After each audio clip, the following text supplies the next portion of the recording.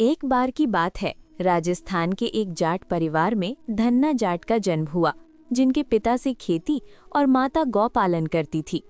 एक दिन धन्ना जाट के परिवार के कुलगुरु कुछ दिनों के लिए धन्ना जाट के घर पर ठहरे।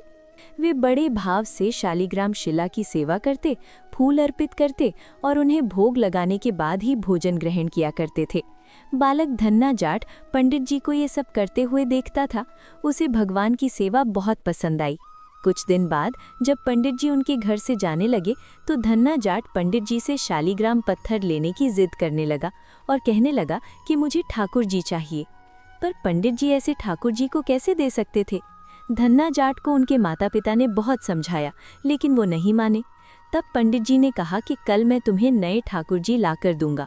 पंडित जी ने सोचा कि ये तो छोटा सा बच्चा है, इसे क्या ही पता चलेगा कि आम पत्थर और शालिग्राम पत्थर में क्या अंतर होता है।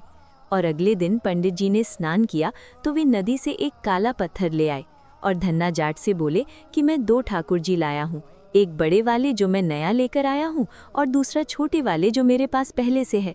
तो बताओ तुम्हें कौन सा चाहिए? ये सुनकर धन्ना ने बड़े वाले ठाकुर जी मांग लिया और धन्ना उस पत्थर को शालिग्राम समझकर रख लिया। ठाकुर जी को पाकर धन्ना जाट बहुत खुश हुए और अपने साथ ही गायें चराने खेतों में लेकर जाने लगे। धन्ना जाट की माँ अक्सर उन्हें बाजरे की रोटी और गुड़ दिया करती थी।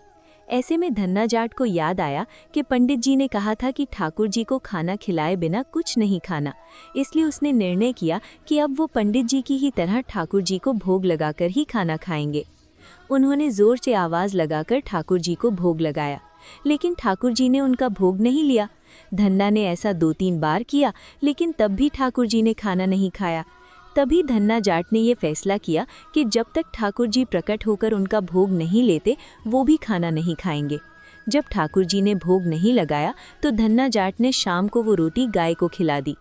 3 दिनों तक ऐसा ही चलता रहा। न ठाकुर जी भोग लगाते और न धन्ना जाट भोजन ग्रहण करते। धन्ना जाट 3 दिन तक भूखे रहे।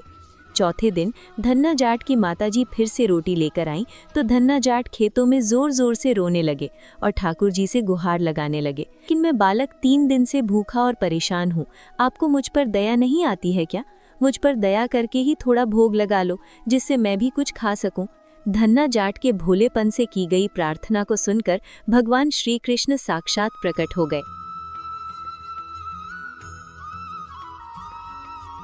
आगे की जानकारी के लिए चैनल पर बने रहें और कमेंट में जय श्री कृष्ण लिखना ना भूलें।